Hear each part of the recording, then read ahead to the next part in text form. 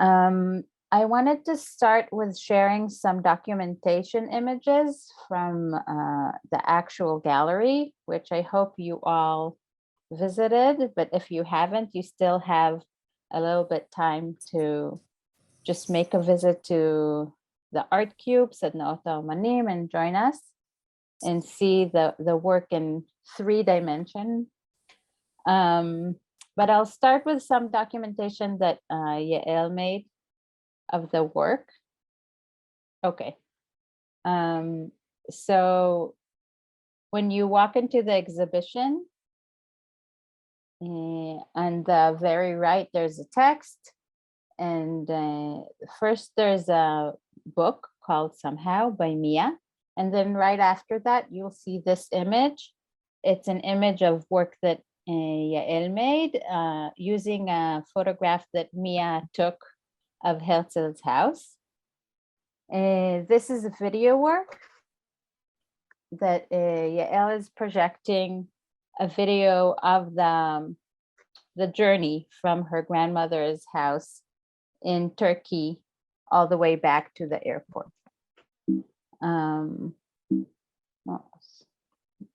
This is the next image, and here you see it's an angle where you can see Yael's video on the left, and then in front of you it's a work by Mia where she printed images on color catchers, which are pieces of fabric that are put in the laundry from your everyday life.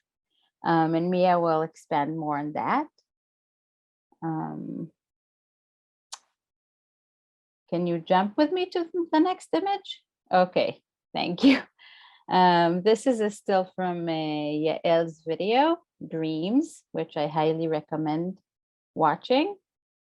And another view of the color catchers that actually they have an official other name, Mia.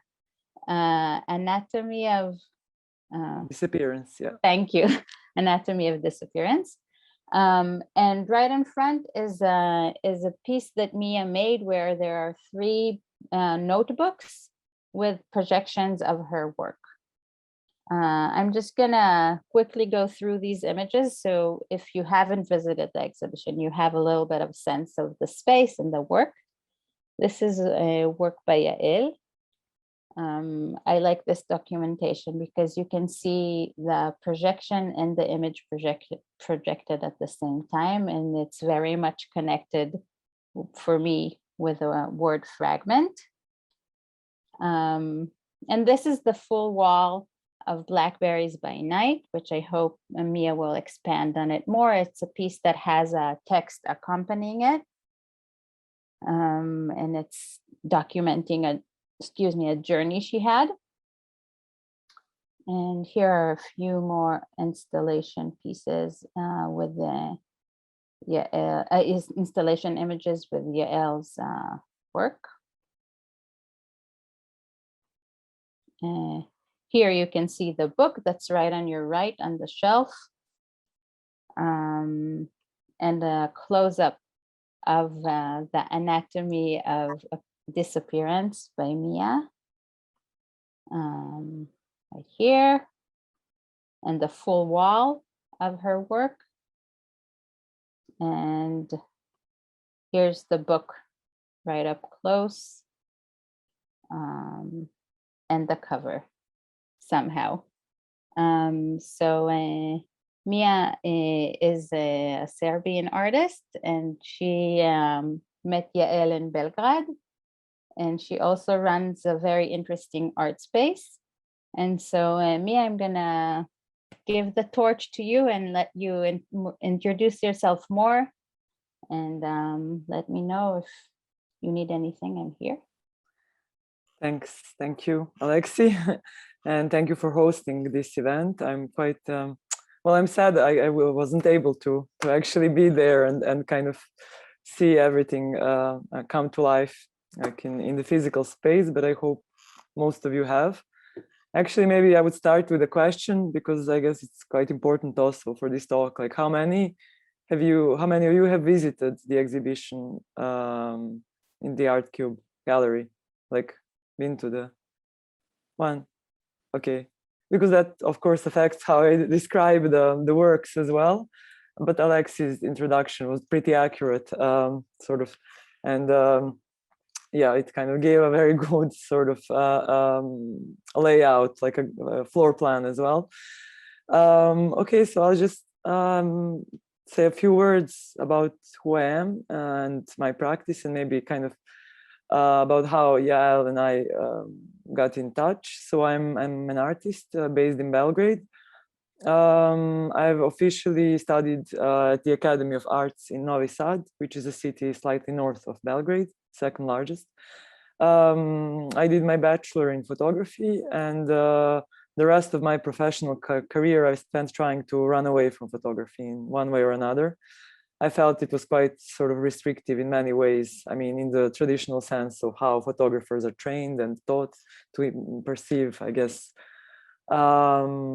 reality, and yes, kind of what kind of methodology we learned. I just felt it was too accurate for me, and it was also somehow too limiting, in a sense that later on I did my master's degree also in photography, but it was called Photographic Studies. I've moved to London for a few years, which allowed me actually to also expand the definitions of this medium into also play with like texts and play with like all these different ways of also undermining photography itself. And yes, so basically my kind of education continued abroad for a few years.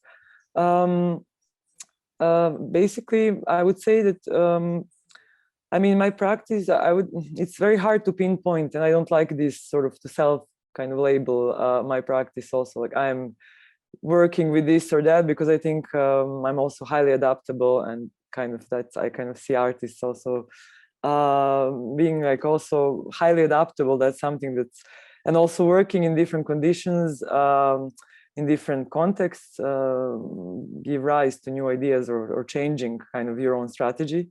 That's kind of became my kind of common way of thinking about art, more like art situations and what we can do from the pre-given context.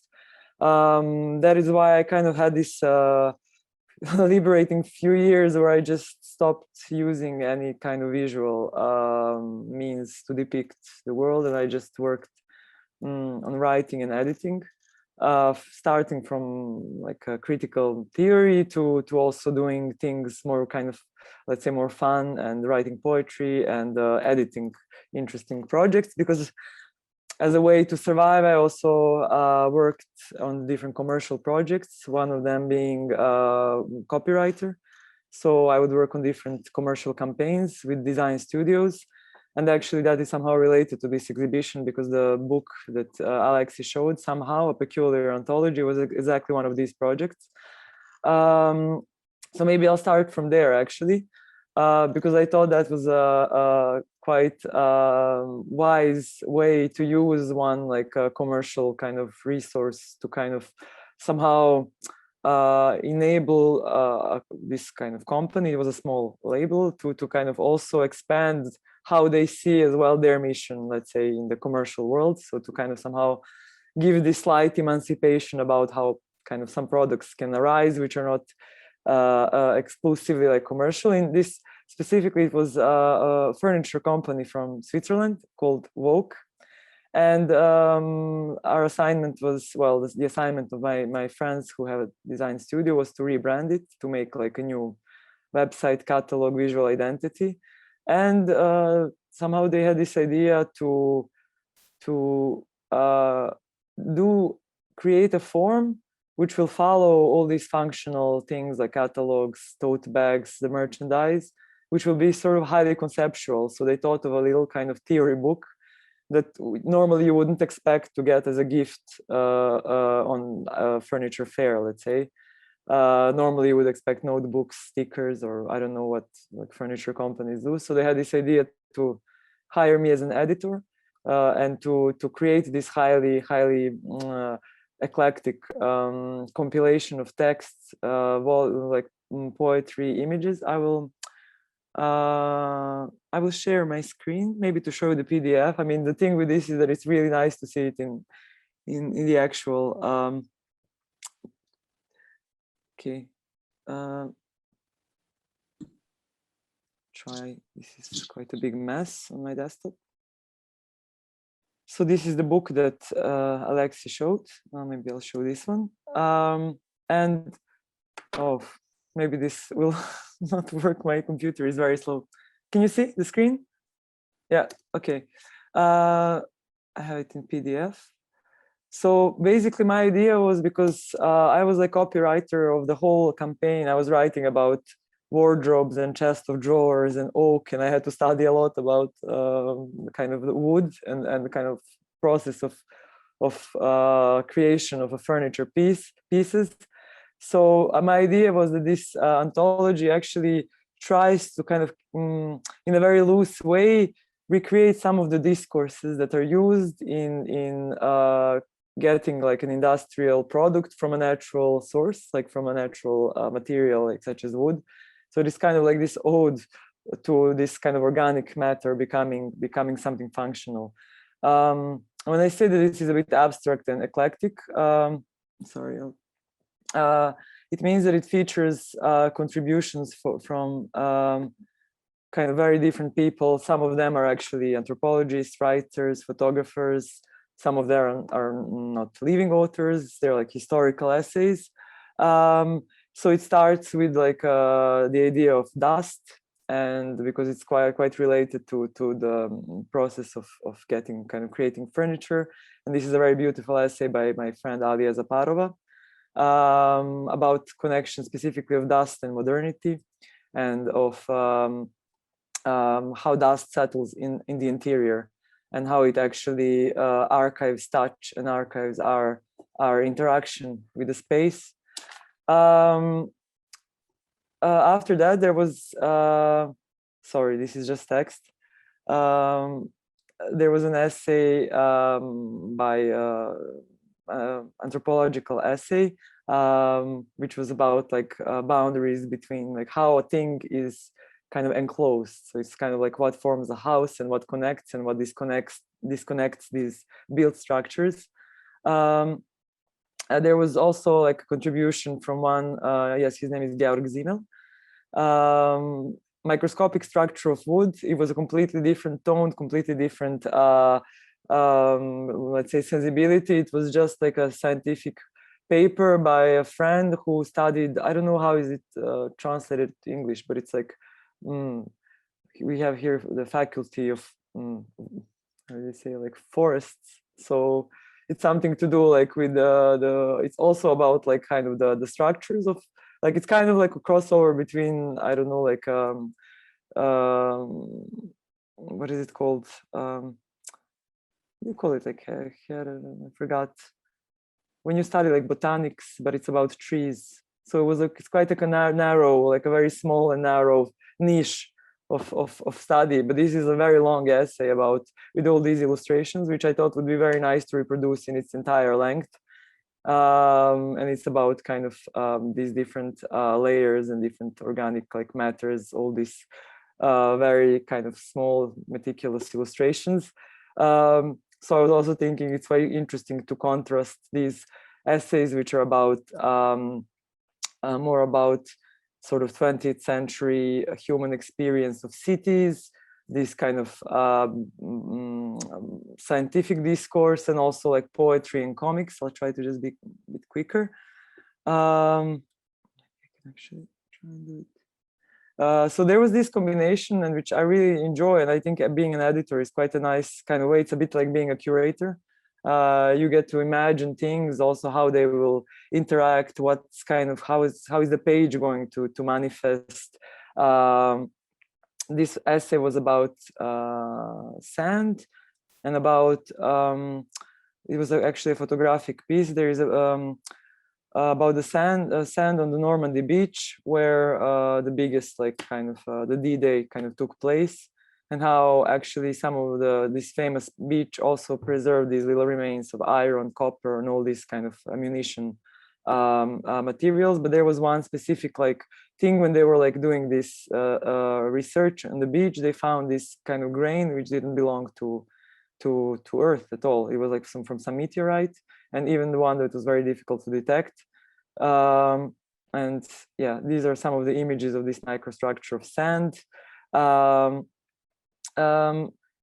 So not to go like very long way, this was poetry about from Sappho, and this is Basho, Japanese poetry, which is kind of haiku form, very visual as well. And I thought it would be very nice to include haiku poetry because it's kind of a lot to do with meditating in nature and actually focusing on kind of, you know, studying a certain notion in such length. So to me, it was also very temporal, I would say. Even though the form is very short, haiku normally has 3 verses, 3 lines. It's in time, in my head, it lasted for much longer. There was this kind of whole, maybe even I would feel that even like a whole hour of looking at something. So I kind of like this idea of intersection of visual and textual. I mean, this is such a PDF is very, that doesn't do justice to the actual book. So, and there were these different poetic fragments, and there was one fictional story written by my friend. I will try and find it. This is quite an interesting essay about the limits of painting and poetry, and there is one specific excerpt that I really liked, and it was about devices that poets and painters use to depict invisibility. So especially in Homer's Ulysses, at some point when there is a battle and the hero needs to be like saved, there is this element that suddenly takes him out. Sort of he just disappears, but in painting it's depicted as like this little haze. So it was all about how there are these different devices to depict like a disappearance, or to depict this this moment where somebody is kind of through a God's will taken out of the risky situation. And it's there is a really close description of this moment of disappearance. So maybe it's even a bit kind of, this whole book has this maybe undertone of a lament for something that's disappearing. There were drawings of a friend who was drawing these kind of everyday materials that surrounded her. She became a mother, and then she just kind of told me that she started drawing ugly things. And especially these threads, which I found very interesting, that it's very performative. She would take a piece of thread and just draw it in different sort of ways and try to catch this shape. I thought that kind of also fits this topic very, very well. Kind of branches as well. So basically, this book is something that came out of a very something that could have been a very dry product, maybe not even in this form, but it was extremely. Sorry, I'm just going to maybe mention more. Buffer Conversations is a fictional essay by Tamenko. He's like a Serbian academic. At the time of writing this, he was in Limassol in Cyprus, and he actually prior to asking him to write this, I've sent him the images of the campaign for this furniture. The campaign was very, very interesting. It involved hiding the furniture in these different cloths, almost like kind of display with what's visible and what's not, because most of the time, if you are buying a chair, you would want to see it, no? And here, the catalog was already very conceptual. It featured almost like completely hidden and wrapped up furniture. So this story was a direct, let's say, like a quotation of that moment. So it features a person who comes back after a very long time to in a house in Limassol, and actually finds his old servant kind of in the house, which is full of dust, and there is this feeling of kind of conflict and feeling of like things being shut, and this kind of very heavy atmosphere. And once he actually interacts with the things in his house, he realizes, because they were all covered, so that's kind of when you're leaving or moving away for a few years, you cover things, but it cannot be detached. They're like somehow fixed, so he cannot detach, and there is like some kind of a power that is hiding or holding these cloths to the furniture. It's quite surreal. It's kind of like magical realism, like maybe a bit something like Marquez would imagine. So it was, yeah, to me, this was also a bit like working on an exhibition, but in a completely different form. in a completely different, let's say, like using completely different imagination somehow, like kind of using your narrative knowledge of history, reading and archaeology. And it wasn't about how things will look, but somehow how they will feel once the reader takes this book, and how they will sort of flow as well. And yeah, I'm really like a big fan of this this project even now, after like so many years already, almost 5. So not to extend this any further, I thought it would be interesting actually, when speaking about my practice also, to show some things that I have done, which maybe on the first look are not something that normally you would exhibit because they came as collateral of some other project. But I think as much as sometimes visual works, sometimes they don't really give a clue of who you are, you know, these other pieces can even more, like kind of more intensely in the way you think, because so I mentioned that I'm quite interested in writing, and in actually also writing fictions, and somehow lately most of my practice, most of my work, which is in nature, let's say visual, conditionally visual, I feel this lack, I feel it's too mute, and I feel the need to supplement it with some kind of written form. Most commonly that was through little kind of booklets, like editions that I print and write myself, not to actually have any complications with kind of trying to publish it in any demanding form, or making this kind of also very popular form of an artist book or photo book. So I kind of quite like these very cheap, very easy, easy editions that you can distribute kind of on the spot, and people can take it. So that takes me to the second project, the 3 notebooks that Alexi showed. I don't have a very good, this is again image of the projection itself, but basically it's called Blackberries by Night. This work was a product of a residency I did in South Serbia. It was first kind of experimental year of residencies for artists in a film camp. So basically there is this very big international film camp in Požega, in the city South Serbia. It's called Interaction. And filmmakers from all around the world, young or even like more experienced, but sort of they should have like, I think, status of like being students, come there to work on documentary films.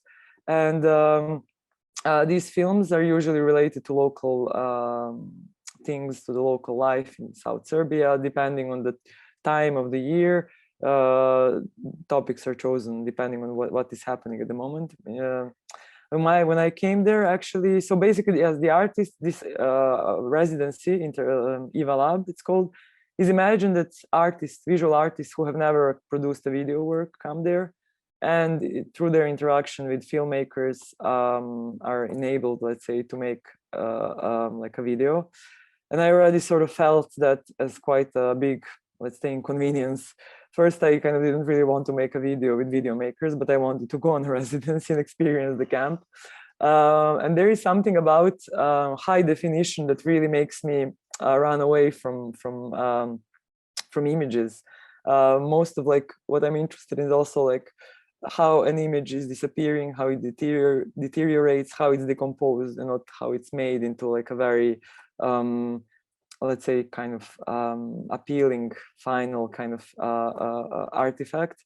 So I think this work, Blackberries by Night, is actually in one way about a failure, and like about chances that are opened up by failure. And it is exactly about working on kind of standing up for the failure, and also taking it as a methodology. So I stayed there for a few weeks. There was professional editors, professional sound teams kind of does sound, like literally all possible, I would say, everything that kind of you need to produce one kind of good film.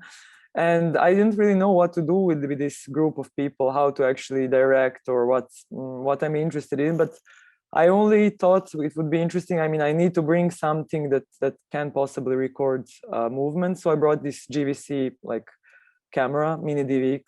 That's the one that I had at hand. And somehow also I like working with analog mediums, especially these kind of analogs. And then when they're kind of transferred and digitized, kind of this process of translation of one signal into another and what's lost and what's gained, that interests me a lot. So all the way I was actually recording my journey on the train, coming to the camp, during the camp, like hotel room, everything that is very still, that's not really, it's kind of uneventful, let's say. And that's something I kind of also find very appealing, because I have this interest in kind of diary keeping and memoirs, and I like this kind of how they call it, like periodical literature as well. Anyway, I came back without the film. I just came back with some snippets of things, not really worth of editing, putting together. So I decided that in my own arrangement next year, I come back to the same city, and I stayed in the same hotel, and I even booked the same room to 208. And I wanted to kind of have this idea of this kind of repetition and this kind of amnesia and kind of what happened, what didn't happen, this kind of deja vu situation. So the next time I came back, it was winter, it was snowy, it was less lively, there was almost nobody in the hotel, but I kind of started recording things that could have been the year before, and how I remember all these things, hotel, cloths, traces, gestures. So it was kind of somehow became about work about the failure of memory. It was accompanied, so there is like 3 films, the 3 videos are projected onto like different notebooks. Somehow I think I also wanted to test this idea of how you can make a video materialize into something else, and when it's projected, somehow it felt that the video is coming from the inside of these notebooks and not from the outside. So that kind of the things are coming from these paper, these places, actually, like they're like places of remembrance, of recording. Little book that followed, it was called, I will actually explain, I failed to explain, forgot to, why is it called Blackberries by Night. Basically, so the first year when the whole film crew was there, their topic was blackberry picking, because that's like a big thing in South Serbia, because there's a lot of blackberries and raspberries, blueberries. It's that sort of region. It's like a really big, I think Serbia is the biggest like exporter of raspberries in the world. So blackberry picking is done very early, like almost like 3 a.m., 4 a.m. And my first idea was actually to collect all these things that 3 film crews discarded. So basically all the material that didn't go into their final films, I will take and connect it into one film, which is going to be this film about residues and about, let's say, frames and fragments that haven't succeeded, that weren't good enough from one reason, or they were underexposed, they were like too long, they were like not dynamic. But when the thing ended, the crew like sent me this material. I wasn't really sure about using it. I couldn't feel the narrative. But although there was one really interesting scene that attracted me, and that was when the cameraman was actually filming these blackberries. Like it was just a pile of blackberries against a very dark like background. It was night. You could see some maybe fields, but the camera couldn't see the blackberries. It couldn't zoom, so it kept zooming out and in, and kind of like it was trying to locate this object, these blackberries, but it couldn't somehow find them. It couldn't read them as any information.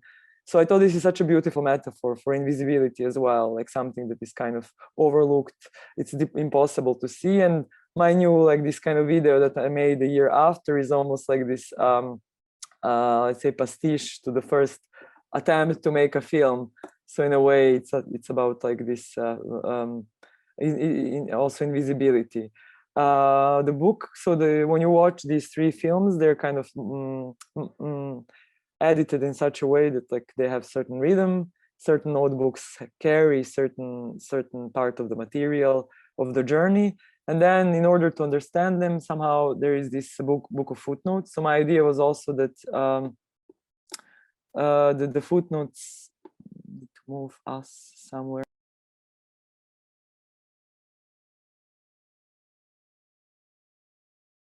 Mia, I can't hear you for some reason. Oh, sorry. Is it okay now? Yes, it's good now. Thank you. Okay. Footnotes are like a loose script for reading this. So basically, I translated to English for this occasion, and it's like a diary of like going there and coming back, together with like everything that took place, you know, in the space of travel. And it's quite. I mean, it's very diaristic. It kind of documents all the things that I've noticed and that I've kind of written in the diary. So in a way, I have this need somehow to use this form of note keeping as a way to undermine something that could have been just subtitles. Let's say it would be too straightforward, and I thought it's sort of nice to have this different way of approaching. Like there is a scene, you read, there is a scene, you kind of refer to it, although you can also somehow, you know, take a different route, or, you know, undermine this my idea how you would read. So also it's accompanied by some illustrations that I found, like old postcards of Požega, of the city, of like different like little kind of old logos. The funny thing is that the hotel somehow changed the status in 1 year. From 3 stars it became a 5-star hotel, and nothing really changed inside. And there are these kind of also invisible things taking place. Kind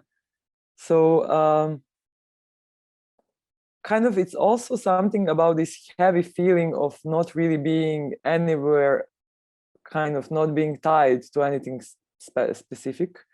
I think this kind of feeling of being like of missing out the moment, of constantly sort of leaving somewhere where you should be returning to, is something that somehow haunts me.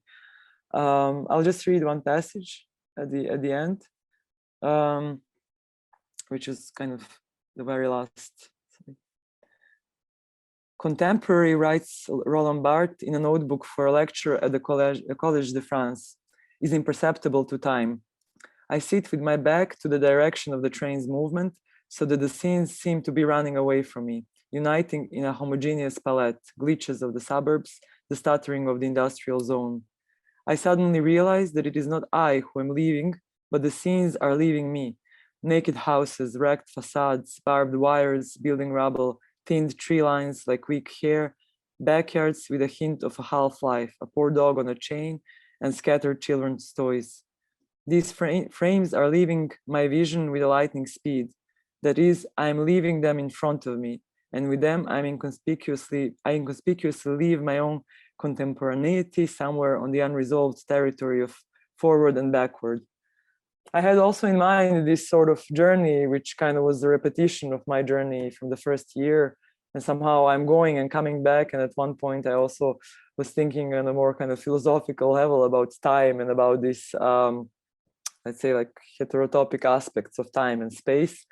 And I think sometimes theory can be really nice tool to use through certain strategies. Like I like to repeat something, but sometimes it's a quote like here, but also sometimes it's just like a part of the text, like what we never see for the first time, but only see again. This is like Maurice Blanchot's like notion. And I like to also play with like what I read and somehow to involve it in the body of the text as part of the prose. So that is also one like device. This is Jiří Menzel's film, Closely Watched Trains. This is one scene, but it's not like a scene from the film, it's a scene from the Yugoslav newspaper showing this scene. So I also like this idea that all material is somehow already filtered through certain medium. that I don't do like screenshots and basically. I don't know, maybe Alexi, do you have more material of the setup? Because I didn't really prepare that well this. Mia, thank you. It was very interesting to hear you speak about Somehow and Blackberries by Night. It's actually, at least for me, after visiting the exhibition and being involved with putting it together, it's great to hear you speak about it. Can you speak a little bit about the anatomy of disappearance and Yes. making of that third piece in the exhibition? And Yeah. then after that, maybe we can open it if anyone have any questions. Okay, for I'll try to keep or- it short. Yeah. Yes. This is the latest piece, so I can't really say it's like this. I still am thinking about what it is, what it can become, what it is. This is its first showing, but it's in this state of becoming. So I'm kind of collecting like a lot of things,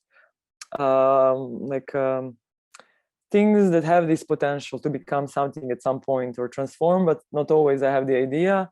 So it was the same with these little pieces of cloth or paper. I could never tell. I think it's maybe even some paper, which you put like when you're washing your colorful like laundry, so that it doesn't really spill the color onto other kind of whites maybe. So it kind of soaks everything, also dust, particles probably of your body, hair, everything gets kind of compressed into these like little, and they actually have a form of a paper. And I thought this quite an interesting artifact, or maybe even like something to print on, or maybe something to work on.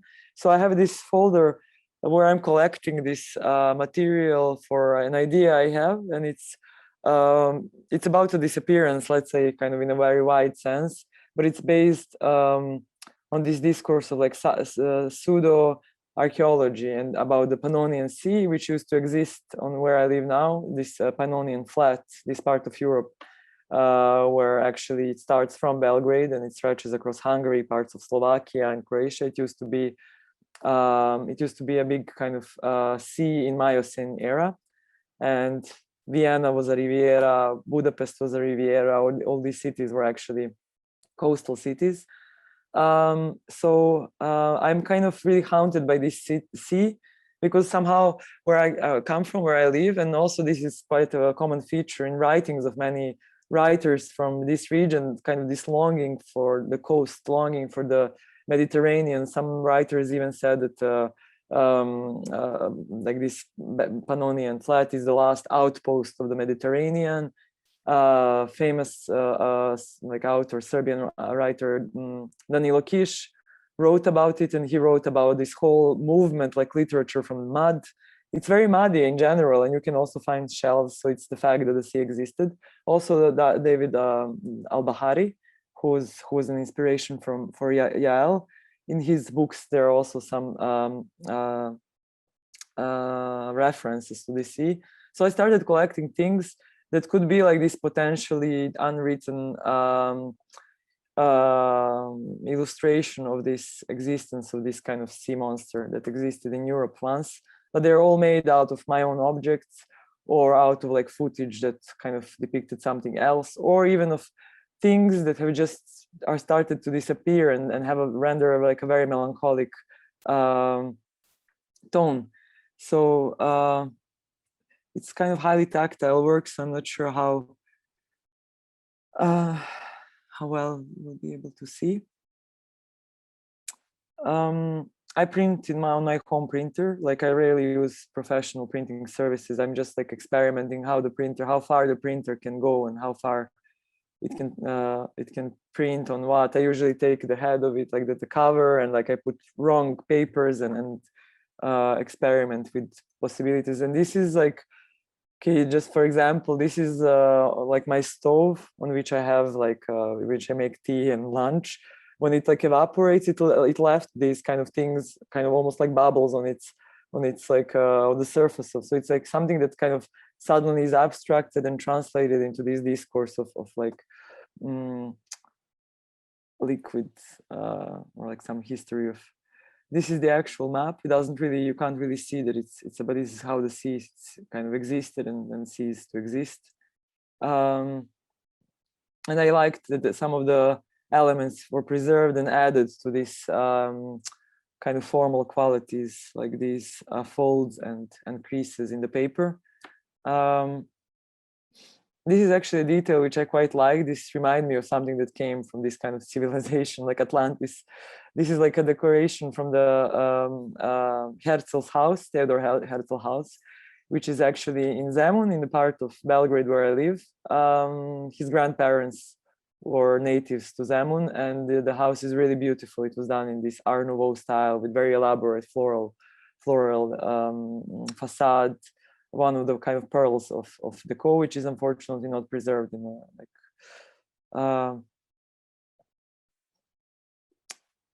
so most of the things are very speculative, and I'm still probably speculating about. I'm writing an essay, so I'm also interested in how they can supplement the essay, or how What they is can... this, Mia, right now? Sorry? What is this is like this image? No, the one before. Yes. Okay, this was like 1965. There were these biggest floods ever recorded in Yugoslavia. The Danube and Sava completely overfilled everything. And I watched like this documentary on TV, like some very old documentary archival footage that you never see. And then I paused to actually take a picture of it. And this is actually Zagreb. And it's so flooded that people are kind of have these gondolas to go to there. I thought it's so surreal somehow, also because this is not an area where you would normally have so many floods. And you see also this socialist, these blocks, you know, this modernist architecture, which somehow even renders it an even more like dreamy, let's say, look. And I thought that would be also, these pieces should seem as if they were washed out, came out of some kind of I don't know, like a whirlwind of some film. So I'm collecting like more source material, and there are frequently references to like writers that I read, like Robert Walser, a Swiss writer, or Walter Benjamin. But the Walter Benjamin that I read is not the one who is writing that much about Marxism theory, but more this diaristic Benjamin, who is actually writing about childhood and about memory and about scale, small objects. So sometimes I also kind of have conversations, let's say, with him, because he was a really big fan of like tiny, small forms. I'll just show you. And about diaries, and he had a very idiosyncratic way of keeping like a diary. There is this quite a beautiful book about his so it's kind of whole digitalized archive. Oops, I already have something falling out. So it's kind of transcribed everything he has written, all these notes, very faithfully transcribed also. Mia, can you stop the share so we can see what the image you're showing up front? Oh, sorry. Yeah, now you can show us the book that you were sharing. Oh, wait, I can't see it now. So it's this like diary of Walter Benjamin, which features basically scanned archive of some of his very notable essays about surrealism. They're scanned, but they're all written on these very tiny snippets of papers, and also the leftovers. A lot. You can also follow his movement, let's say, from sanatoriums, where he would write about this. Like he would write about. Let's say about the origins of the German tragic game, like the drama, but he would write on a paper from sanatorium, like this kind of official napkin. And I also thought how find something. And there is also a scanned, like there are scans of all the postcards that he has collected in his like archive. And he had a really interesting like a collection of toys and of objects. Oh, this is another example how he wrote. So it's like very tiny, full of like these cryptic symbols, which I kind of quite like. Also like imagining your own alphabet, but also it was brilliantly edited. And I'm also interested in how the book kind of functions as an artifact. So I kind of thought it's very nice how they recreated this very faithfully, instead of maybe just putting footnotes. They really like spatially organized his hectic notes. And the names of the chapters are also quite poetic, somehow encompassing his like scrappy paperwork from small to smallest details, physiognomy of the thing world. Yes, so like these very nice references to the poetic. So his kind of mania for collecting and for not throwing away. And just briefly before I finish this, another writer who was actually, his name is Robert Walser. In his time, he was very famous, but somehow he just like disappeared after his death. But Walter Benjamin helped him a lot during his lifetime. His prose, he was even comparing him to, like, saying that he was like more original than Kafka. But he was even more crazy with his handwriting and the way he kept his like notes. And I also feel there's something kind of neurotic, compulsory about this, but it also captures this time of the 30s and 40s where things were done almost in a clandestine way without a reason, like this feeling of being haunted or chased. So I find this interesting, how somehow the spirit of time reflects in the way the writers chose forms, or in the way they've written, and in the way they've kind of felt the space of text, and this is like completely unreadable. So it's like so tiny, and sometimes it says the size, it was like 5 centimeters. So basically much of this work is also that I make somehow is like also informed by writing and literature, and also like a meta text which never enters the body of the text, but it's like side notes and marginalia. So I also found it quite interesting that Yael was familiar with the work of David Al-Bahari, or how do you call him? Al-Bahari? Al-Bahari? I found it interesting you spell it. Al-Bahari, yes. So he's also native to Zemun, to where I live, this part of Belgrade. And for Yael's video piece, I read one story which is called The Dreams. So I also liked this idea of literature somehow being intertwined with these visual works and being maybe a common point in the way Yael and I narrate different things, but also related to journeys, oblivion, remembrance, through just like traces, and never seeing anything in totality. So that's also why this exhibition is called, the name of the journey is Fragment. So I think maybe I've taken almost an hour, so I'll just briefly stop here. But yes, if you have maybe some questions, comments, remarks, notes, I'd be happy to answer. So I'm just going to give everyone a second to think about their questions and let you know that you're welcome to unmute yourself whenever you're ready, or if you have any questions. Maybe you could tell what it was like for you to participate in an exhibition that you can't actually be in. I mean, well, it was a bumpy ride, I guess, kind of from the beginning to the end. It was I mean, somehow this is how it goes, like the nature of the works and the way they're kind of come to life is always very it corresponds. So yeah, Yael and I were put in touch by Gabi and Zorana from the Cultural Center of Belgrade, because Yael had an exhibition there. And I just had this email one morning that there is an artist who I should meet. Maybe we have like something in common, or could imagine a work together. And I think that was a very good intuition by Zorana, who is the director of the Cultural Center, Zorana Đaković-Miniti. And then we first met online, Gabi, Fima, Yael, Zoran, and I, to discuss this. But of course, pandemics, all these different outside factors made this correspondence a bit fragmented, let's say. At one point, we've kind of resumed our communication in, I think, was it November? And started somehow working and kind of, okay, this is kind of happening. This is coming to life, this exhibition. So, I mean, it was a bit of a speed run because there was a deadline. There was also, my work was supposed to arrive by post. And with post, you never know. That's what I think is also quite beautiful with having these old ways of delivering works, somehow not sending them digitally and printing them out, but actually relying on a courier, somebody who will carry it, and it was a diplomatic post. So I had to bring it into the embassy, and they were completely shocked. They didn't know what I'm. First, of course, they opened it and they asked me, like, are these some samples? They thought, like, I'm sending samples that you will kind of check and then maybe order more. I kind of found it quite interesting, all these kind of things that took place around this making of this exhibition.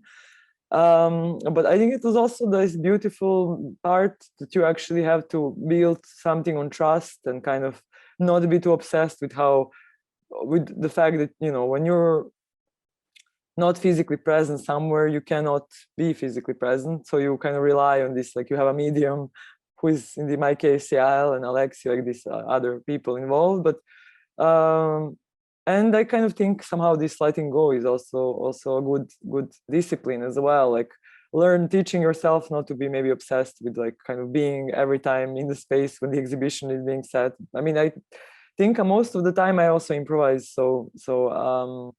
And I think it was really well put in space, and I think it's kind of really nicely. The works were nicely arranged. Somehow they had this dialogue with these bare walls and the space itself, and I kind of like that it's like these walls, and it's not like this typical gallery in which you just have like a room, but this is rather like this passage. And I kind of like galleries that function as a passage, because also somehow you might be just on your way somewhere and you stumble upon an exhibition, and I think this is always a very good treat and a reward. So I kind of am, I think, quite happy. I mean, I wish I was there, of course, but maybe that will happen at some point. But it was a very exciting project, yeah. And as I heard, my voice is somehow echoing in the space, which I cannot imagine. Maybe I even feel a bit uneasy for that fact.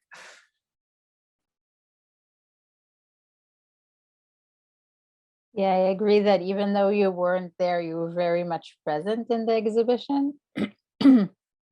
And that the work really came together very naturally, probably because of this connection that was made.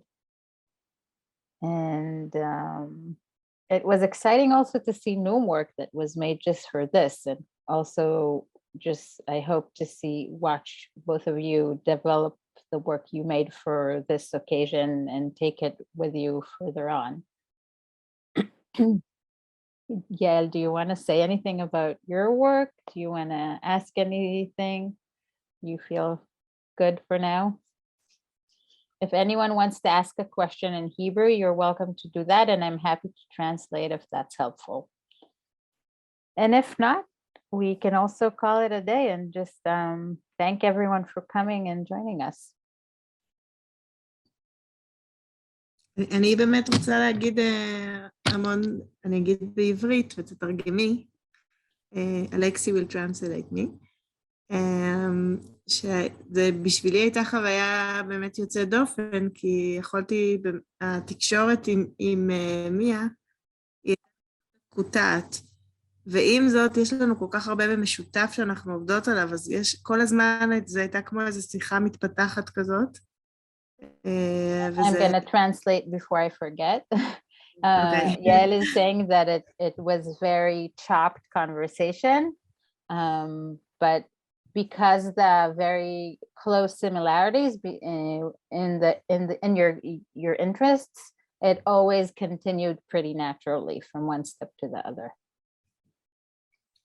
כן, וגם באמת אני חושבת שמיה מאוד נוכחת בתערוכה הזאת, גם בעבודה שלי שצילמתי בדרימס, היא קוראת חלק מהטקסט, והטקסט הוא בעצם כמו בהתכתבות בינינו, וגם העבודה שלי שמוקרנת בעצם על הבית של הרצל, שהיא צילמה אותו, זה היה הדימוי הראשון שבעצם מיה שלחה לי בהתכתבות בינינו, והוא ככה אותי, הוא מאוד עורר למחשבות, זאת אומרת, גם על האופן הזה שאיך דימוי בעצם עובר ממקום למקום, נודד ממקום למקום, וזה מה שאני עושה בעבודה הזאת, אני גם בעצמי מקרינה על הדימוי הזה, את הדרך שבעצם סבתא שלי עשתה מהבית שלה בבלקן עד לישראל.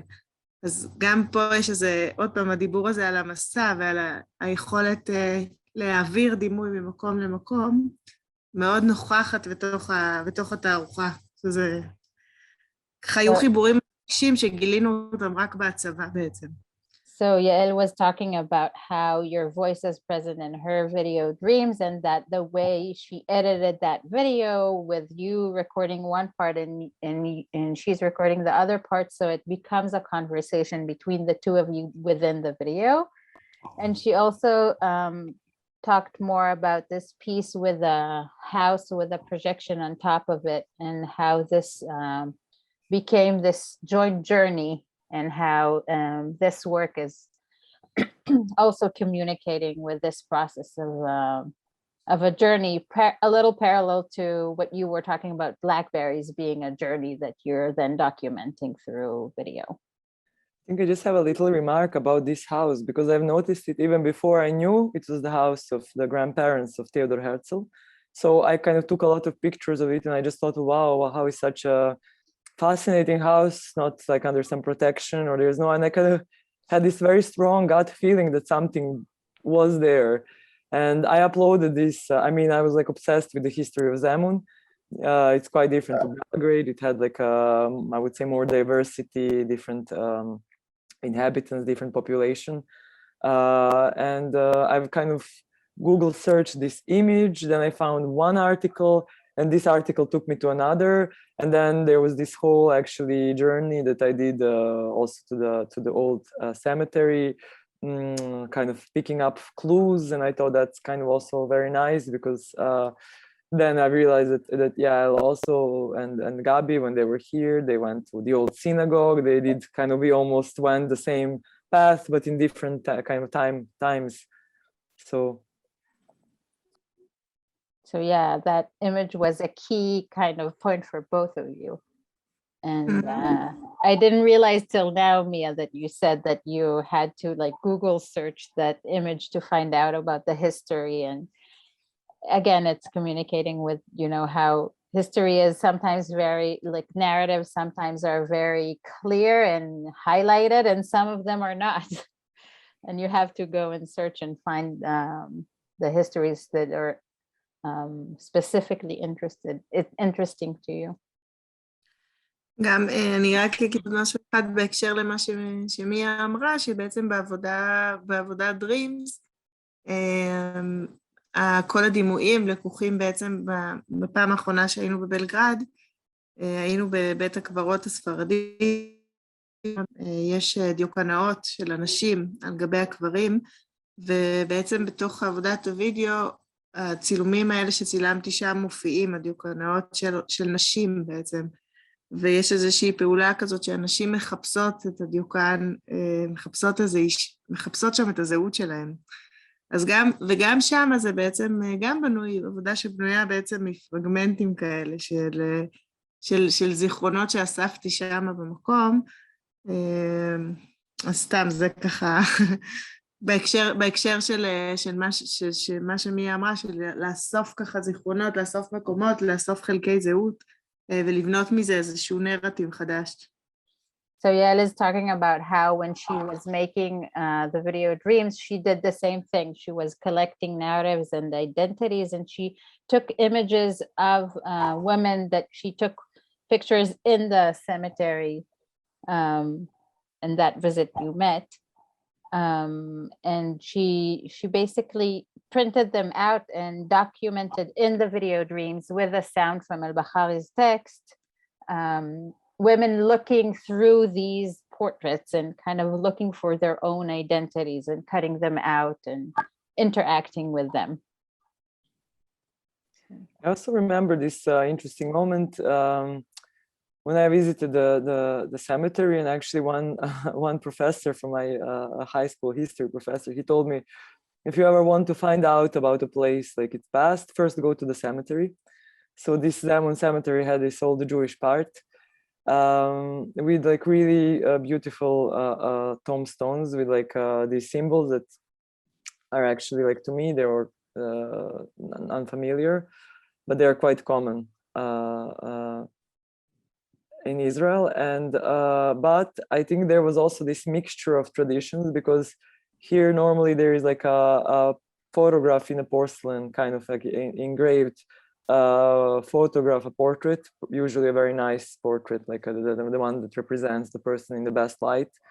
And they're somehow made in these porcelain medallions, and then it's on the grave. And then when we talked about different customs, I've realized that is not something that you normally would see in a Jewish cemetery, whereas here you would see a combination of two. So somehow even this tradition was very kind of special for this place, this region. There is this mix of Orthodox tradition and Judaism. Thank you. Thank you everyone for joining us. Yeah, it's so good to see you online, and hopefully we'll see you soon in Israel or in Belgrade. And vice versa. Have a journey.